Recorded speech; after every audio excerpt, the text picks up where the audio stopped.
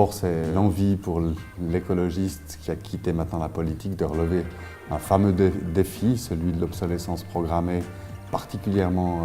impressionnant dans le secteur de l'électronique et de l'informatique. Les tonnages de déchets électroniques sont passés de 35 000 à 135 000 tonnes. En 10 ans, pratiquement une multiplication par 4. Donc, que faire pour contrer cette tendance? Eh bien, proposer d'une part des ordinateurs qui se démontent, qui se réparent, et puis deuxième chose, des logiciels dont on sait qu'ils fonctionneront toujours ou que leurs successeurs permettront de faire fonctionner la machine, y compris dans 10 ans, contre une espérance de vie actuelle d'à peu près 5 ans pour les machines qui tournent avec des systèmes d'exploitation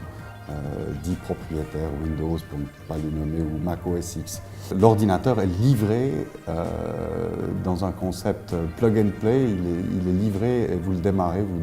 vous dites qui vous êtes, quelle langue vous parlez, et la machine fonctionne avec tous les logiciels préinstallés, traitement de texte, navigateur internet, gestionnaire de courrier, etc. C'est là que je me suis aperçu qu'il y a bien des pays dans le monde, à commencer par les États-Unis, où des gens proposent des ordinateurs portables avec Linux préinstallé, aucune concurrence en Suisse, et je me suis dit que c'était la bonne occasion pour se lancer. Au fond, avec la bonne combine que j'ai fondée il y a 34 ans,